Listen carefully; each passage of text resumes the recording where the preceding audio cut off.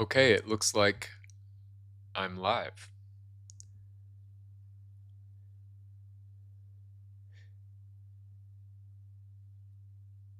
Yeah, it's 10 a.m. So let's go ahead and get started. I tried a live stream a couple of weeks ago and ran into some technical difficulties. Hopefully today will be a little better. I think I resolved those issues. So my name's Jimmy. My channel is called Philosophy for Everyday Life. And in a former life, I was a college professor. My training is in ethics and religion. And here I am just wanting to host some live discussion and reading of texts on YouTube. So the text that I picked out is one that I really have enjoyed. It's one of the first philosophy texts I ever encountered when I was younger. And it's called The Absurd by Thomas Nagel. And I like this text a lot because it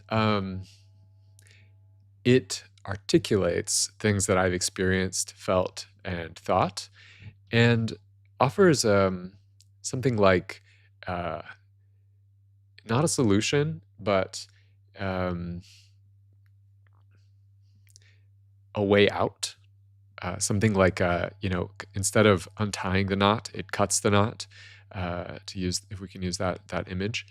And I found that helpful. So I thought this would be an interesting place to start. The theme of this channel is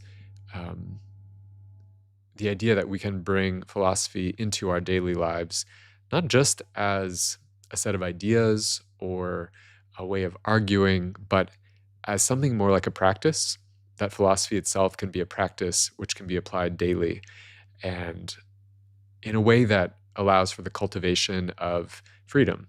And that starts with inner freedom, but I think inner freedom works its way out in our lives in different ways. So without further ado, what I'm going to do is actually read through some parts of the text. I don't think we'll get through the whole thing in this hour. But I'm going to read through and stop to comment. And if perhaps I get any questions, I will also stop to answer those. So I'm just going to make sure that I actually have a view here of the chat so I can see if any questions happen to pop up. And if you're here watching, also please say hello. I'd love to just know who you are and know that you're here. So this is The Absurd by Thomas Nagel. And I already read this first section on my last live stream when I had some technical difficulties, but I thought I'd go through it again because the video on that one was having a hard time. So most people feel on occasion, and my screen where I can view the text is over here, so I'll be looking back and forth. Most people feel on occasion that life is absurd, and some feel it vividly and continually. Yet the reasons usually offered in defense of this conviction are patently inadequate. They could not really explain why life is absurd. Why then do they provide a natural expression for the sense that it is? So on the one hand, we have this feeling that life is absurd, and some people feel this maybe quite intensely. And on the other hand, the reasons we give for the feeling, Nagel is saying, don't really actually make sense. So why is it? Why do we have these? Why do we give these reasons that express the feeling, but actually don't seem to make a lot of sense? So next he gives some examples in this first section. Consider some examples. It is often remarked that nothing we do now will matter in 1,000,000 years. But if that is true, then by the same token, nothing that will be the case in 1,000,000 years matters now. In particular, it does not matter now that in 1,000,000 years nothing we do now will matter. Moreover, even if what we did now were going to matter in 1,000,000 years, how could that keep our present concerns from being absurd? If their mattering now is not enough to accomplish that, how would it help if they mattered 1,000,000 years from now? So this is the first reason. Nothing we do now will matter in 1,000,000 years, so life is absurd. But Nagel immediately starts pulling this apart.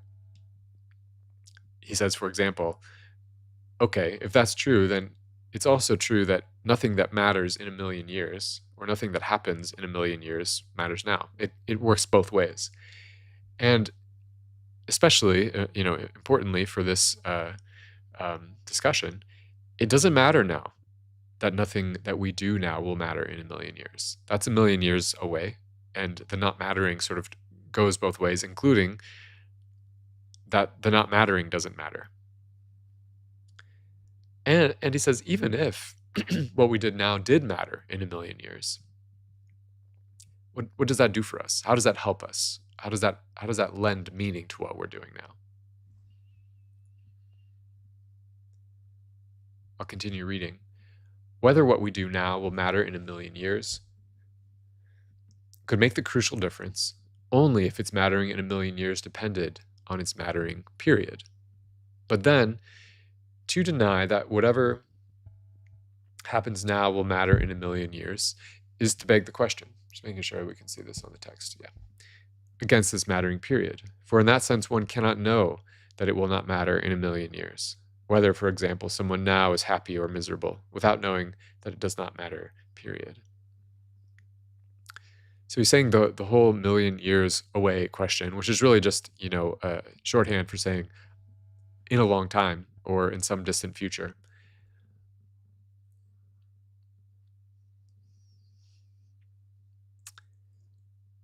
We don't get anything unless we already know that the thing matters. So this first sentence in the paragraph I just read, what we do now will matter in a million years, could make the crucial difference only if its mattering in a million years depended on its mattering period. So the temporal component doesn't make a difference if we don't already know that this thing matters, whatever it might be. So that's the first example. The second one is, what we say to convey the absurdity of our lives often has to do with space or time. And we've already talked about time. And now he's in a way, going to go on to discuss space. We are tiny specks in the infinite vastness of the universe. Our lives are mere instants, even on a geological timescale, let alone a cosmic one. We will all be dead any minute. But of course, none of these evident facts can be what makes life absurd, if it is absurd. For suppose we lived forever. Would not a life that is absurd if it lasts 70 years be infinitely absurd if it lasted through eternity? And if our lives are absurd given our present size, why would they be any less absurd if we filled the universe, either because we were larger or because the universe was smaller? Reflection on our minuteness and brevity appears to be intimately connected with the sense that life is meaningless, but it is not clear what the connection is. I think this paragraph's a little easier to understand than the last two. But he's saying, okay, yes, we are specks in the context of the universe, both spatially and temporally. We're tiny. Our lives are infinitesimally small. But what would change if our lives were infinite, if we lived forever? What would change if we were so large that we filled the universe, or if the universe were so small that we occupied a lot of it? It reminds me of the story of the little prince on his tiny planet. Nothing becomes less absurd necessarily because the size of the planet gets so much smaller relative to the person. So that's his second reason. The second reason that Nagel is considering for what that we give for, or that people give for the feeling that life is absurd, and the second, what he would consider the second inadequate reason. So another inadequate argument is that because we are going to die, all chains of justification must leave off in midair. One studies and works to earn money, to pay for clothing, housing, entertainment, food, to sustain oneself from year to year, perhaps to support a family and pursue a career. But to what final end? All of it is an elaborate journey leading nowhere. One will also have some effect on other people's lives, But that simply reproduces the problem, for they will die too. So this is the third reason Nagel is considering for why people feel that life is absurd. And it has to do with this sense of futility that results when we start asking why. Why am I doing this YouTube channel? Why am I going about trying to earn money? So I can have a house, so I can do what? So I can go on and on until eventually I die and my life's over. So why the sense of urgency about all of this? Nagel says there are several replies to this argument. First, life does not consist of a sequence of activities, each of which has as its purpose some later member of the sequence. In other words, Nagel's now going to explain to us why he thinks this also isn't a very good reason to give for life's absurdity. Chains of justification come repeatedly to an end within life, and whether the process as a whole can be justified has no bearing on the finality of these endpoints. No further justification is needed to make it reasonable to take aspirin for a headache, attend an exhibit of the work of a painter one admires, or stop a child from putting his hand on a hot stove. No larger context or further purpose is needed to prevent these acts from being pointless. So what Nagel's saying is there can be a feeling of absurdity because we don't know where to stop in the chain of answers to this why question. Why am I pursuing this career? Why am I trying to earn money? Why am I trying to build this life? And Nagel says, well, I think the child putting its hand on the stove is the most visceral example for me. You don't need to ask why. You just know that it's good not to prevent that from happening. And the fact that we can't go on with a chain of justifications back to some ultimate reason or ultimate purpose doesn't mean that the act was pointless. Nagel continues, even if someone wished to supply a further justification for pursuing all the things in life that are commonly regarded as self-justifying, that justification would have to end somewhere, too. If nothing can justify, unless it is justified in terms of something outside itself, which is also justified, then an infinite regress results, and no chain of justification can be complete. And an infinite regress, if you're not familiar with the term, is just an unending chain of reasons that never stops. Moreover, if a finite chain of reasons cannot justify anything, what could be accomplished by an infinite chain, each link of which must be justified by something outside itself? So Nagel says, even if you could find another reason, a deeper reason for why it's not pointless to stop the child from putting his hand on the stove, that reason also is either going to have to stand on its own or going to have to be justified by some further reason. And at some point you have to stop. At some point you have to say, this is enough. This is reason enough for me.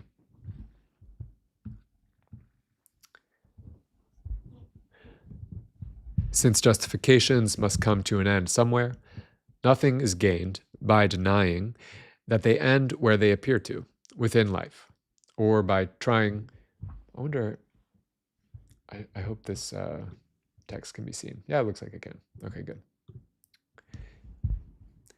Since justifications must come to an end somewhere, nothing is gained by denying that they end where they appear to, within life, or by trying to subsume the multiple, often trivial, ordinary justifications of action under a single controlling life scheme. We can be satisfied more easily than that. In fact, through its misrepresentation of the process of justification, the argument makes a vacuous demand. It insists that the reasons available within life are incomplete, but suggests thereby that all reasons that come to an end are incomplete. This makes it impossible to supply any reasons at all.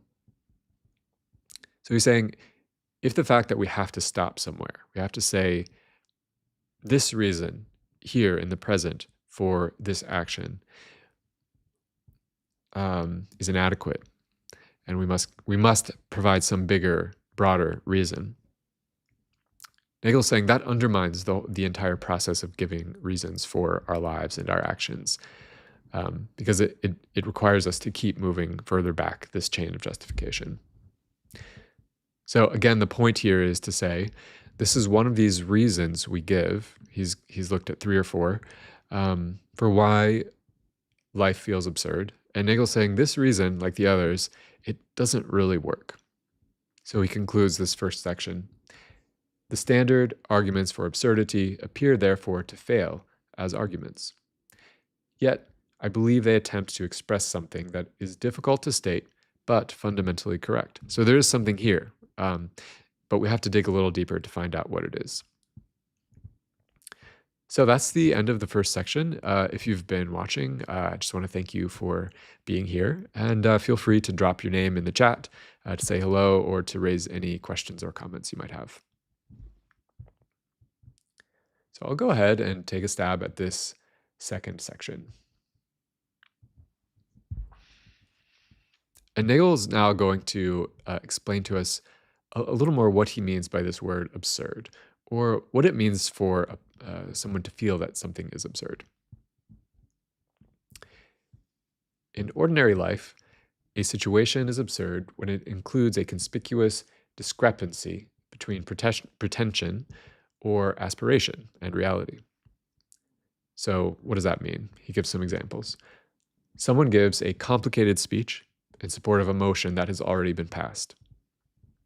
A notorious criminal is made president of a major philanthropic foundation. That one hits a little close to home in the current climate. You declare your love over the telephone to a recorded announcement. As you're being knighted, your pants fall down. When a person finds himself in an absurd situation, he will usually attempt to change it by modifying his aspirations, or by trying to bring reality into better accord with them, or by removing himself from the situation entirely. We are not always willing or able to extricate ourselves from a position whose absurdity has become clear to us. Nevertheless, it is usually possible to imagine some change that would remove the absurdity, whether or not we can or will implement it. The sense that life as a whole is absurd arises when we perceive, perhaps dimly, an inflated pretension or aspiration, which is inseparable from the continuation of human life, and which makes its absurdity inescapable, short of escape from life itself.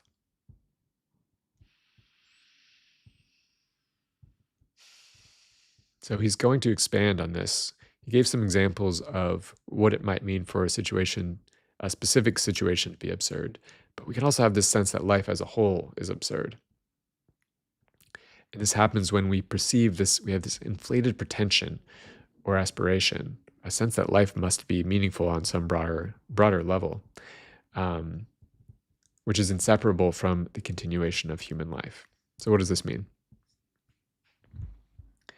Many people's lives are absurd, temporarily or permanently, for conventional reasons having to do with their particular ambitions, circumstances, and personal relations.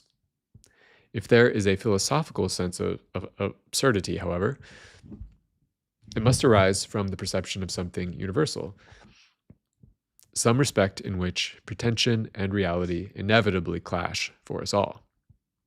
So he's saying if there's a philosophical sense of absurdity, it has to be something that anyone could experience, that's not limited to a particular type of situation. This condition is supplied, I shall argue, by the collision between the seriousness with which we take our lives and the perpetual possibility of regarding everything about which we are serious as arbitrary or open to doubt. So there's a collision. We have to take our lives seriously.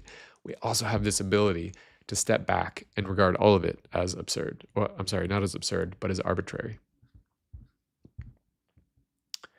We cannot live human lives without energy and attention, or without making choices which show that we take some things more seriously than others. Yet we have always available a point of view outside the particular form of our lives, from which the seriousness appears gratuitous. These two inescapable viewpoints collide in us, and that is what makes life absurd. It is absurd because we ignore the doubts that we know cannot be settled, continuing to live with nearly undiminished seriousness in spite of them. This reminds me actually of what some report from experiences with psychedelics, where they almost step back from their life. They lose the sense of individual perspective on their lives and see it as something that is contingent and arbitrary, from which they almost are sort of disconnected.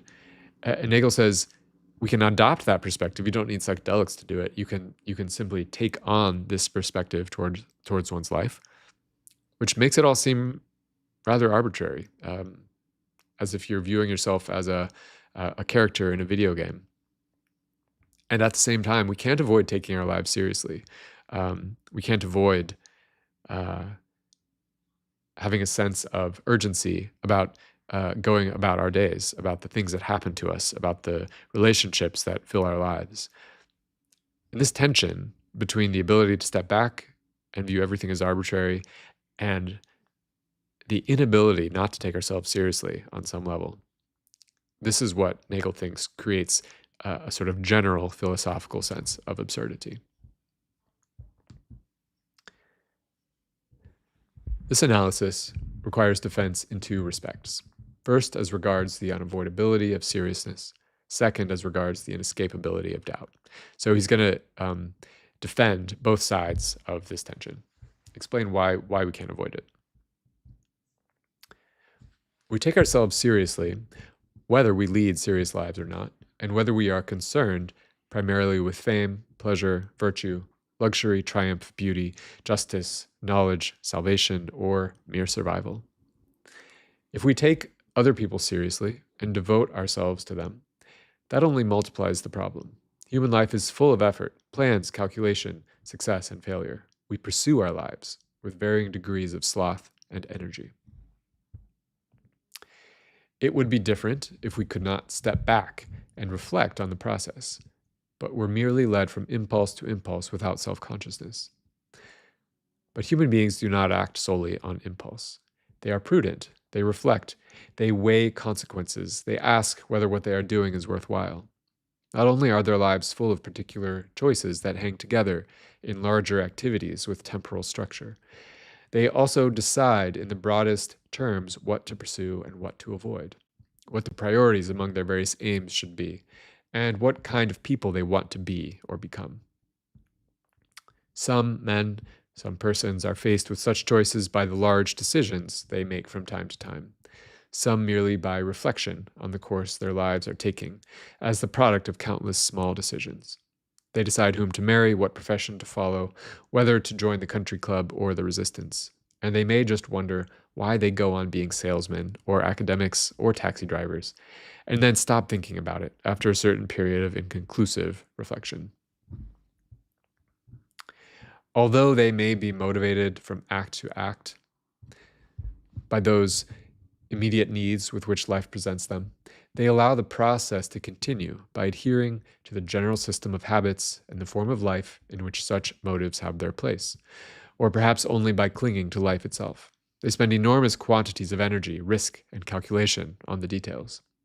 Think of how an ordinary individual sweats over his appearance, his health, his sex life, his emotional honesty, his social utility, his self-knowledge, the quality of his ties with family, colleagues, and friends, how well he does his job, whether he understands the world and what is going on in it. Leading a human life is a full-time occupation to which everyone devotes decades of intense concern. So just to remind you where we are, Nagel is unpacking this philosophical sense of absurdity. And there were two poles. On the one hand, there's this inevitable seriousness with which we take our lives. And on the other hand, there's this ability to step back and view all of it as arbitrary and contingent. And what Nagel is doing right now is unpacking the fact that we can't really avoid taking our lives seriously. So to continue that unpacking. This fact is so obvious that it is hard to find it extraordinary and important. Each of us lives his own life, lives with himself 24 hours a day. What else is he supposed to do? Live someone else's life? Yet humans have the special capacity to step back and survey themselves and the lives to which they are committed, with that detached amazement which comes from watching an ant struggle up a heap of sand. Without developing the illusion that they are able to escape from their highly specific and idiosyncratic position, they can view it sub specie aeternitatis, from the perspective of eternity, or from a detached perspective. And the view is at once sobering and comical. So now he's actually moved on to the second pole. And he's saying, yes, we take our lives seriously and we can't help it. But also we do have this ability to take a step back and view it all in its deep contingency. The crucial backward step is not taken by asking for still another justification in the chain and failing to get it. The objections to that line of attack have already been stated. Justifications come to an end. But this is precisely what provides universal doubt with its object. We step back to find that the whole system of justification and criticism, which controls our choices and supports our claims to rationality, rests on responses and habits that we never question, that we should not know how to defend without circularity, and to which we shall continue to adhere even after they are called into question. The things we do or want without reasons, and without requiring reasons, the things that define what is a reason for us and what is not, are the starting points of our skepticism. We see ourselves from outside, and all the contingency and specificity of our aims and pursuits become clear. Yet when we take this view and recognize what we do as arbitrary, it does not disengage us from life, and there lies our absurdity. Not in the fact that such an external view can be taken of us, but in the fact that we ourselves can take it without ceasing to be the persons whose ultimate concerns are so coolly regarded. So the absurdity lies in the fact that we can step back and view our lives from an external perspective, and we can see that in a way it's all arbitrary and contingent. But even as we take that view, we can't help staying involved, and we can't help taking it all seriously. And Nagel says this is the philosophical sense of absurdity. So that's the end of the second section. I'm going to take a sip of coffee. If you're watching, I'm glad you're here. Feel free to introduce yourself or drop any questions or comments in the chat. I'll try another section. Section 3. One may try to escape the position by seeking broader ultimate concerns, from which it is impossible to step back. I had an example I wanted to give actually of that last bit. Maybe it will come back to me. The idea being that absurdity results because what we take seriously is something small and insignificant and individual. Those seeking to supply their lives with meaning usually envision a role or function in something larger than themselves. They therefore seek fulfillment in service to society, the state, the revolution, the progress of history, the advance of science, or religion and the glory of God. But a role in some larger enterprise cannot confer significance unless that enterprise is itself significant. And its significance must come back to what we can understand, or it will not even appear to give us what we are seeking. If we learned that we were being raised to provide food for other creatures fond of human flesh, who planned to turn us into cutlets before we got too stringy, even if we learned that the human race had been developed by animal breeders precisely for this purpose, that would still not give our lives meaning for two reasons. First, we would still be in the dark as to the significance of the lives of those other beings. Second, although we might acknowledge that this culinary role would make our lives meaningful to them, it is not clear how it would make them meaningful to us. So this example is a little bit goofy and extreme, but he's saying just the mere fact of belonging to some larger enterprise doesn't necessarily convey meaning to our lives, because we have to understand the meaning of that larger enterprise. I think the more interesting example is the one he looks at next, which is the glory of God. participating in a larger enterprise is part of what religion can offer, um, and that often goes along with an acceptance in some versions, say, of Christianity, and I think I would say also in Judaism, Islam, and even in Buddhism, there's an acceptance of not knowing what the larger purpose is.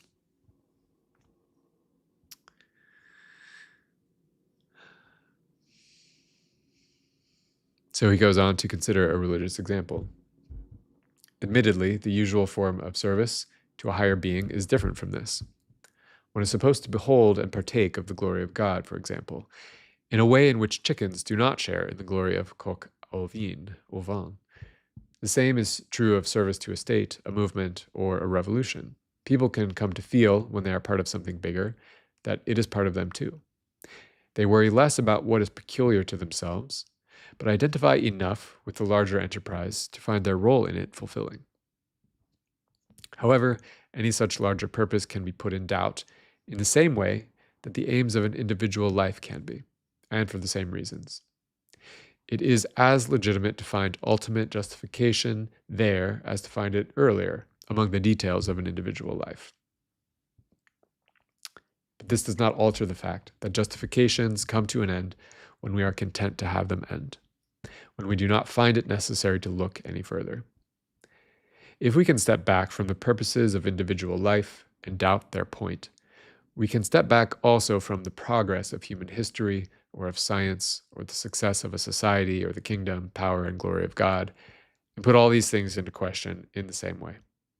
What seems to us to confer meaning, justification, significance, does so in virtue of the fact that we need no more reasons after a certain point. So Nagel says, you might try to get around this absurdity, which he suggests is kind of inevitable and results from our ability to, on the one hand, or the inevitability of taking our lives seriously on the one hand, and on the other hand, this capacity to step back and view it all as contingent and arbitrary. We might try to avoid that by saying, yes, but there's some bigger thing, bigger picture that I participate in, which lets me get out of this dilemma. And Nagel says, well, I'm not sure that works actually, because you can take the same detached perspective on the bigger picture. And I remember the thing I was going to say earlier about absurdity, which is that it helps me to understand what Nagel is saying when I think about animals. I have a cat, and she always takes herself seriously. She doesn't have this ability to step outside of the seriousness with which she takes her cat life and to ask questions about its meaning or to recognize that it's kind of absurd and contingent. When she wants something, she just wants it and she takes that seriously, and that's all there is, whether it's food or to be pet or to sleep. And animals in general are this way. I think this is part of the sense in which human beings are obviously animals. We take our lives seriously just the way that other animals do. But we have this capacity, which seems to be unique, where we can also take this detached third-person perspective on our lives. And that's what generates the absurdity. So let's continue with this section, the last paragraph of section 3. Camus maintains in the myth of Sisyphus, and it seems like Camus is an important figure in the background here of this essay, that the absurd arises because the world fails to meet our demands for meaning. This suggests that the world might satisfy those demands if it were different. But now we can see that this is not the case. There does not appear to be any conceivable world containing us, about which unsettlable doubts could not arise. Consequently, the absurdity of our situation derives not from a collision between our expectations and the world, but from a collision within ourselves. So he's disagreeing with Camus. He's saying the problem isn't that the world fails to meet our demands for meaning, and that we sort of meet that failure with a sense of defiance. Um, the problem is that that a sense of meaninglessness, or the ability to step back from the feeling, from the seriousness with which we take our lives that we've been discussing, that's built into being human. So in a way, Nagel is saying the problem is even worse than Camus recognized. It's not just that the world refuses to grant us the meaning that we wish it would. It's that internally we have this capacity to view everything as arbitrary, and that's just baked into being human. Now we could ask, if you read someone, say, like Max Weber or Charles Taylor, they might say, well, this ability to take a step back is historically contingent. There was a time when the world, the cosmos, was enchanted, and meaning was baked in. There was no getting out of meaning. And we've entered this period of disenchantment, of secularity, which is historically specific. It's not built into being human, as Nagel suggests. It's actually a particular historically contingent thing that's happened in modern societies. If I were going to push back on Nagel's essay, on his argument, I think that might be the direction I would go.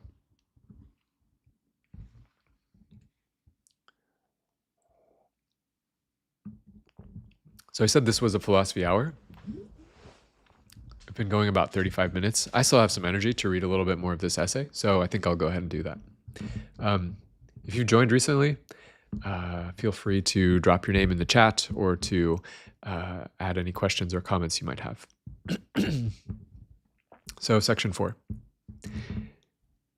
It may be objected that the standpoint from which these doubts are supposed to be felt does not exist. That if we take the recommended backward step, we will land on thin air without any basis for judgment about the natural responses we are supposed to be surveying. If we retain our usual standards of what is important, then questions about the significance of what we are doing with our lives will be answerable in the usual way. But if we do not, then those questions can mean nothing to us, since there is no longer any content to the idea of what matters, and hence no content to the idea that nothing does. So he's addressing an objection to his argument about this tension we experience between taking our lives seriously and the ability to step back from our lives. And he's raised the objection, which is basically that, okay, fine, we do have this ability to step back, but when we do, the whole question of meaning just disappears and ceases to be there.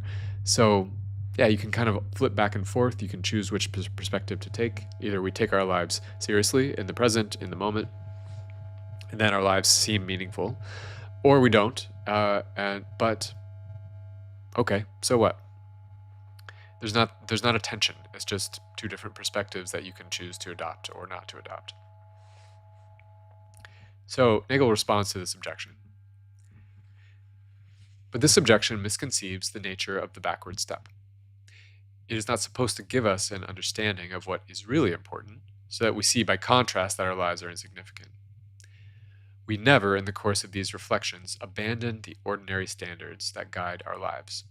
We merely observe them in operation, and recognize that if they are called into question, we can justify them only by reference to themselves, uselessly.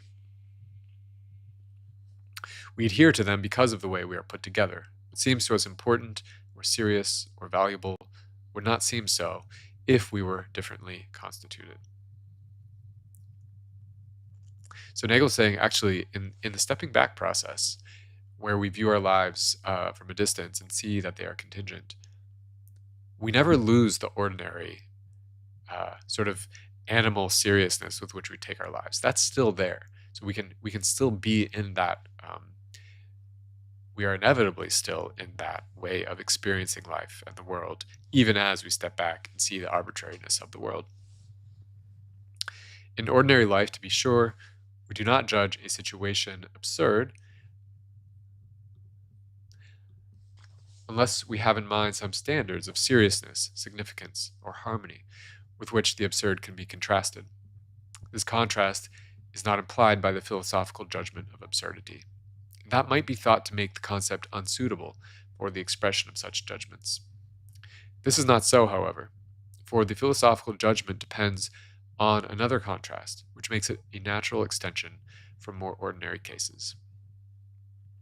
It departs from them only in contrasting the pretensions of life with a larger context in which no standards can be discovered, rather than with a context from which alternative overriding standards may be applied.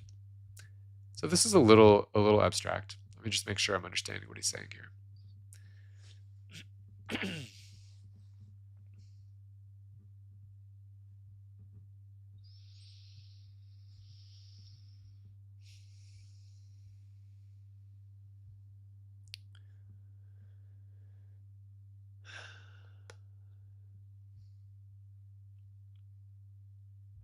Actually not going to dwell on this paragraph too much. I think I've pretty much covered the nature of this objection. I think the key point is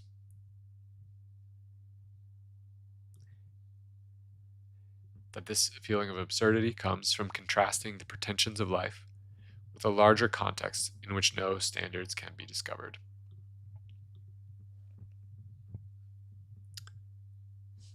So, section 5.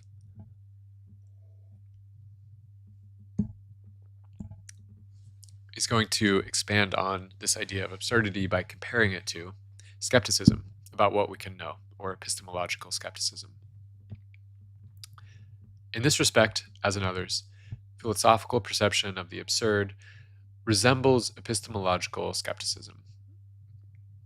In both cases, the final philosophical doubt is not contrasted with any unchallenged certainties, though it is arrived at by extrapolation from examples of doubt within the system of evidence or justification, where a contrast with other certainties is implied. In both cases, our limitedness joins with a capacity to transcend those limitations in thought, thus seeing them as limitations and as inescapable. So he's saying just as with this philosophical sense of the absurd, so also with skepticism, which is the sense or position that we can't know anything. There's no certainty opposed to either of these. There's no solid rock, solid ground from which you can say, I know for sure that skepticism is invalid, or I know for sure that the absurdity of life is untrue. It's interesting that Nagel says this. My sense is that skepticism, if we go back just a little bit historically in the history of philosophy to the Enlightenment, figures like Immanuel Kant or G.W.F. Hegel would have said that skepticism is self-refuting, in the sense that the claim that there is no knowledge is a kind of knowledge claim. So how far does that get you? Well, it doesn't actually get you to a positive conclusion where you could say, I know for sure that there is knowledge. But where it does land you is it forces you to make a choice where you're going to say either I move forward on the assumption that there is knowledge, there is truth, there are things that can be known, or in a way I'm rendered silent because I can't coherently articulate skepticism as a position, because as soon as I do so, I've claimed some kind of truth. So there's something self-refuting about the position of skepticism. It would be interesting to think about whether this is another weak point of Nagel's essay, whether we could say that there's also some kind of performative self-refutation in the feeling of life's absurdity. but I'll continue on.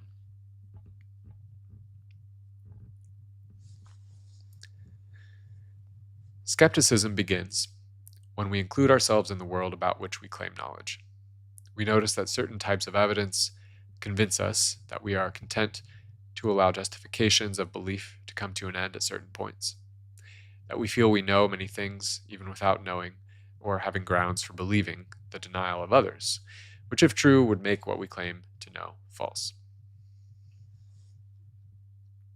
For example, I know that I'm looking at a piece of paper, although I have no adequate grounds to claim I know that I am not dreaming, And if I am dreaming, then I am not looking at a piece of paper. So this is one of the sort of classic skeptical arguments which you get in someone like Descartes, René Descartes. Here, an ordinary conception of how appearance may diverge from reality is employed to show that we take our world largely for granted.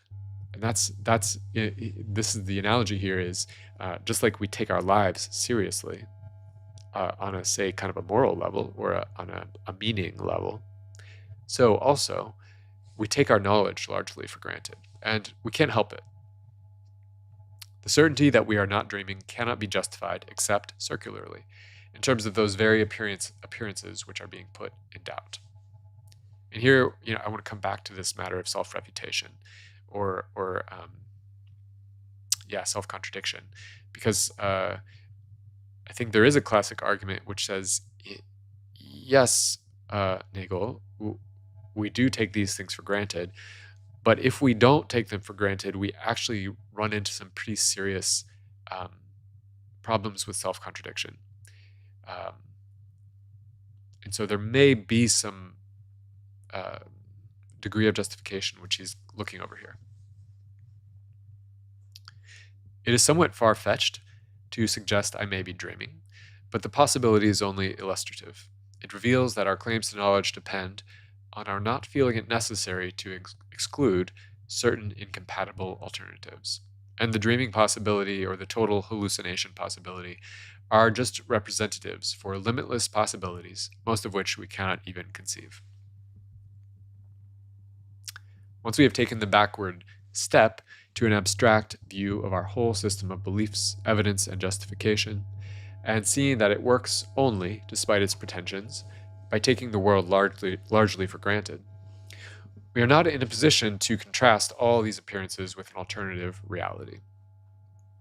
We cannot shed our ordinary responses, and if we could, it would leave us with no means of conceiving a reality of any kind. So, maybe Nagel is, in a way, agreeing with this point that I've been trying to make, which is that there's something performatively impossible about adopting a skeptical attitude or about going all the way with this idea of absurdity. It is the same in the practical domain. We do not step outside our lives to a new vantage point from which we see what is really objectively significant. We continue to take life largely for granted, while seeing that all our decisions and certainties are possible only because there is a great deal we do not bother to rule out.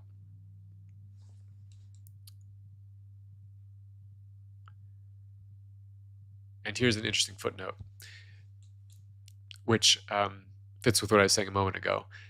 Nagel writes, I am aware that skepticism about the external world, in other words, skepticism that there's anything outside one's own mind, is widely thought to have been refuted. But I have remained convinced of its irrefutability since being exposed at Berkeley to Thomson Clark's largely unpublished ideas on the subject. Okay, so he doesn't give us something we can refer to because it's unpublished, but he says Thomson Clark has written some things which convinced him otherwise. Both epistemological skepticism, the feeling that we can't know anything, and a sense of the absurd can be reached via initial doubts posed within systems of evidence and justification that we accept, and can be stated without violence to our ordinary concepts. We can ask not only why we should believe there is a floor under us, but also why we should believe the evidence of our senses at all. And at some point, the frameable questions will have outlasted the answers. Similarly, we can ask not only why we should take aspirin, but why we should take trouble over our own comfort at all. The fact that we shall take the aspirin without waiting for an answer to this last question does not show that it is an unreal question. We shall also continue to believe there is a floor under us without waiting for an answer to the other question. In both cases, it is this unsupported natural confidence that generates skeptical doubts, so it cannot be used to settle them. So it's the fact that we take our lives so seriously and never bother to ask why that leads us into this place of absurdity. So that kind of natural seriousness, it doesn't solve the problem. Same with skepticism, the sense that we can't know anything. Philosophical skepticism does not cause us to abandon our ordinary beliefs, but it lends them a peculiar flavor. After acknowledging that their truth is incompatible with possibilities that we have no grounds for believing do not obtain, apart from grounds in those very beliefs which we have called into question, we return to our familiar convictions with a certain irony and resignation. There's a famous passage in the writings of David Hume where he talks about going to his study and encountering these very difficult philosophical doubts, which, much as Nagel is saying, call his life into question. But then when he returns to being with other people and to enjoying life, the doubts just kind of evaporate.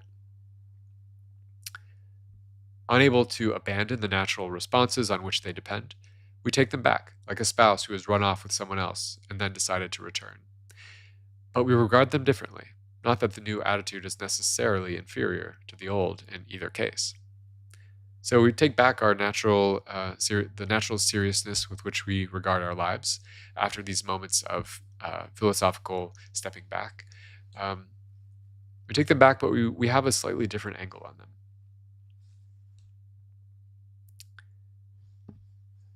The same situation obtains after we have put in question the seriousness with which we take our lives and human life in general, and have looked at ourselves without presuppositions. We then return to our lives as we must, but our seriousness is laced with irony. So this is the new attitude that we have after going through this process of philosophical detachment. It's irony. Not that irony enables us to escape the absurd. It is useless to mutter, life is meaningless, as an accompaniment to everything we do. In continuing to live and work and strive, we take ourselves seriously in action, no matter what we say. And here, actually, he mentions this passage from David Hume, which I won't read. What sustains us in belief as an action is not reason or justification, but something more basic than these. For we go on in the same way, even after we are convinced that the reasons have given out. If we tried to rely entirely on reason and pressed it hard, our lives and beliefs would collapse, a form of madness that may actually occur if the inertial force of taking the world and life for granted is somehow lost. If we lose our grip on that, reason will not give it back to us. And this is a remarkable and interesting paragraph. He's actually saying that if we go too far with reason and the demands of reason, we actually end up at something like insanity, where we lose our grip on we follow reason so far that we lose our grip on the uncritical, unconscious seriousness with which we take our lives and belief that we put in the things that we seem to know. This reminds me of a passage from the book Orthodoxy by G.K. Chesterton, where he says something similar about where reason all by itself lands us. And this point that if we lose our grip on this basic orientation to life, reason will not give it back to us. It's quite interesting. Section 6, I'm just going to see if this is almost the last section. I'm going to keep going. I think I will be able to finish this.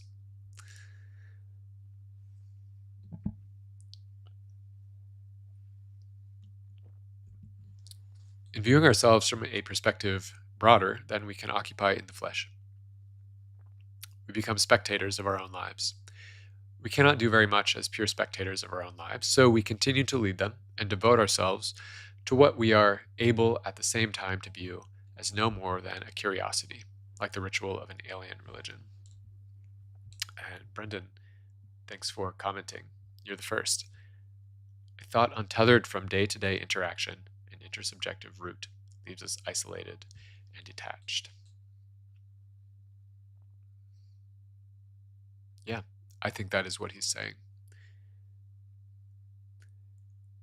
It's not just if you have a single thought untethered from day-to-day interaction,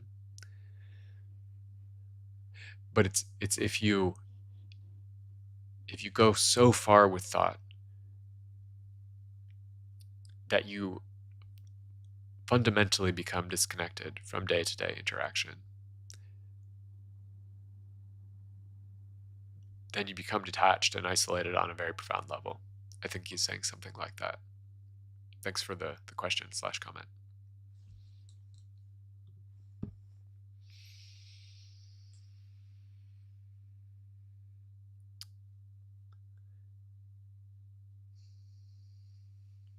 This explains why the sense of absurdity finds its natural expression in those bad arguments with which the discussion began, all the way at the beginning.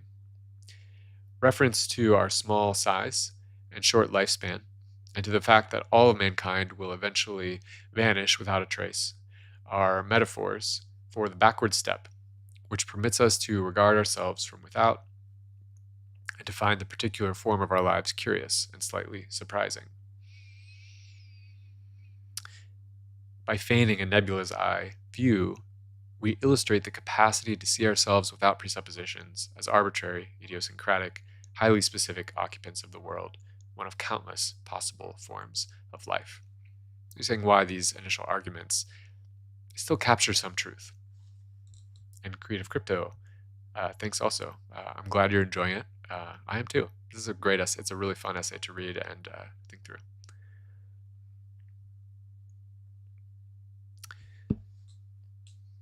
Before turning to the question whether the absurdity of our lives is something to be regretted, and if possible escaped, let me consider what would have to be given up in order to avoid it. So he's saying there's actually, if you don't like this sense of absurdity and you want to avoid it, there may actually be a cost. And do we want to pay that cost? Why is the life of a mouse not absurd? The orbit of the moon is not absurd either, but that involves no strivings or aims at all. A mouse, however, has to work to stay alive. Yet he is not absurd because he lacks the capacities for self-consciousness and self-transcendence that would enable him to see that he is only a mouse. That's the point I was making earlier about animals and my cat.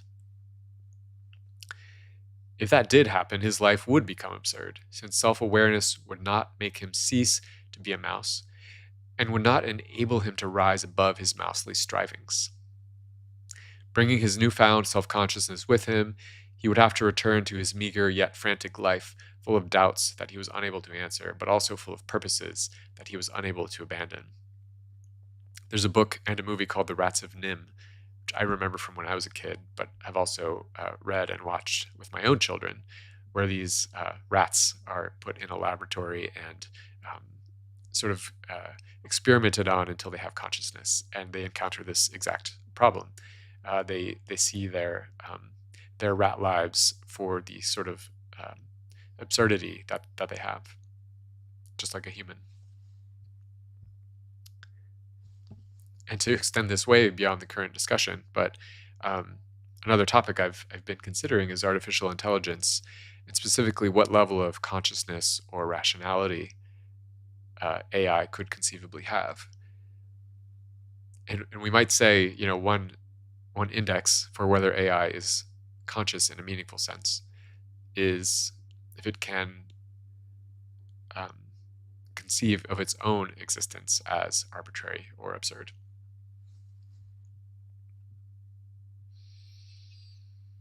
Given that the transcendental step is natural to us humans, can we avoid absurdity by refusing to take that step and remaining entirely within our sublunar lives? Okay, so let's just go back down to, in a way, the animal level consciousness.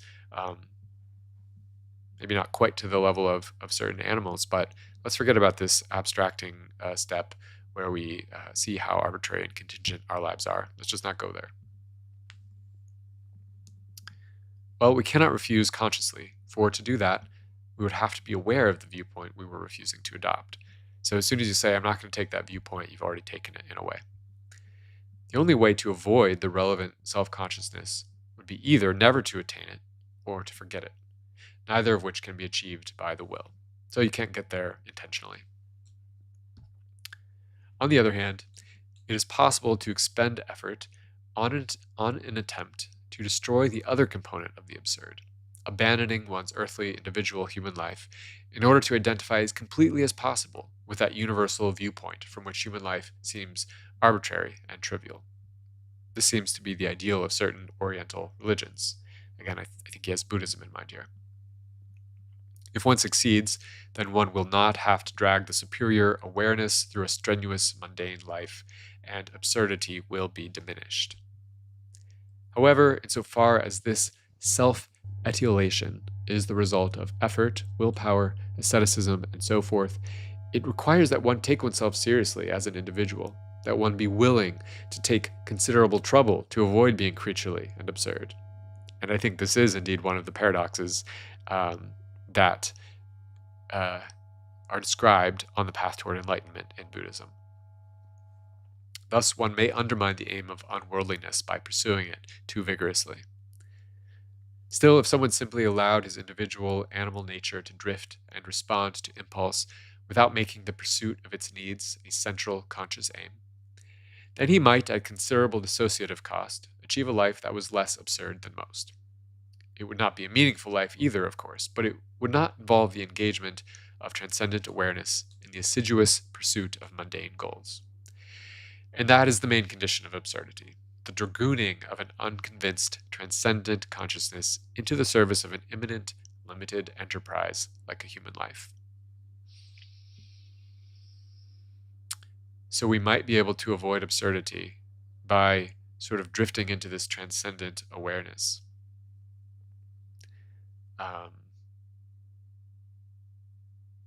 And that's an option that could be taken.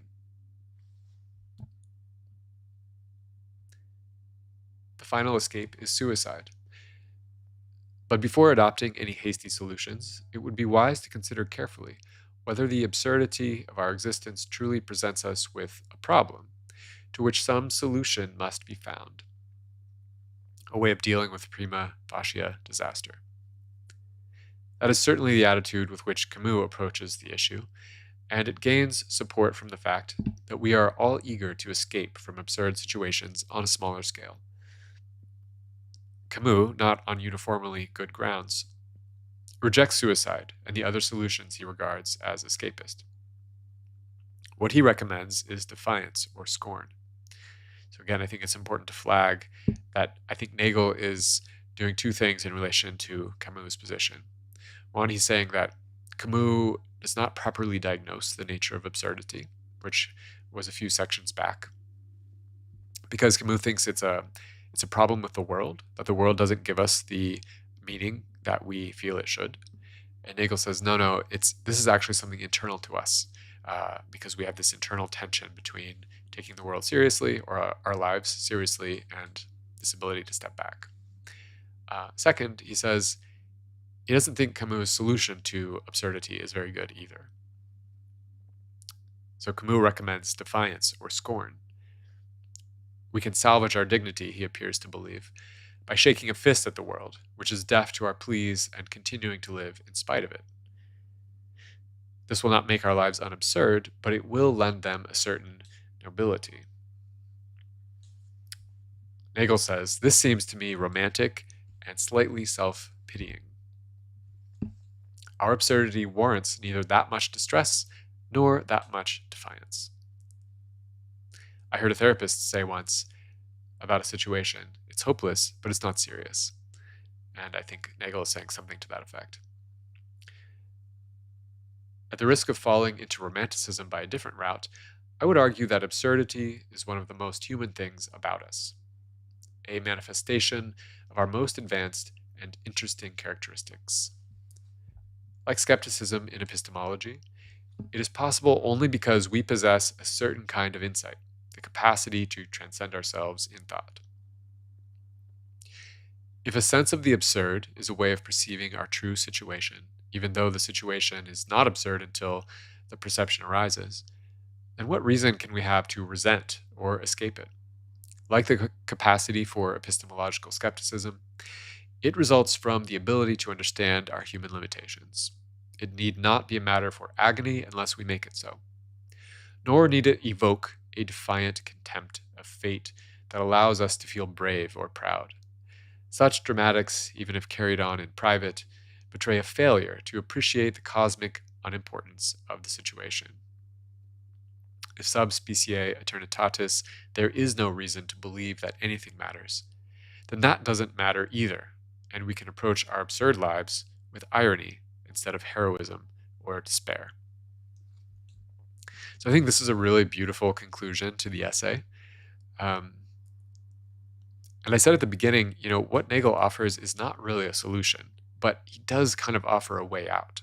He says, okay, we may experience our lives as absurd. You can go the Camus route, which sort of advocates a kind of scornful heroism. Nagel thinks that's a little unnecessary and a little dramatic. And he says, well, how about irony? How about recognizing that our lives are absurd and also saying, well, does that matter? Maybe not. The comparison with epistemological skepticism is also very interesting. I think what Nagel does in this essay, he addresses these concerns about meaninglessness or absurdity, but he also ties it into broader, basic, fundamental matters in modern philosophy. So I think this is not only a wonderful reflection on something that many people experience. I've certainly experienced these feelings and these thoughts. But it also opens up into broader vistas of philosophical thought and inquiry. I think it's really, really nice on that level. I've raised a couple of potential weaknesses in the essay. And just to reiterate two of them that stand out to me. One is that Nagel mentioned in the footnote a few pages back that philosophical skepticism is thought to have been refuted. And he's not so sure, but to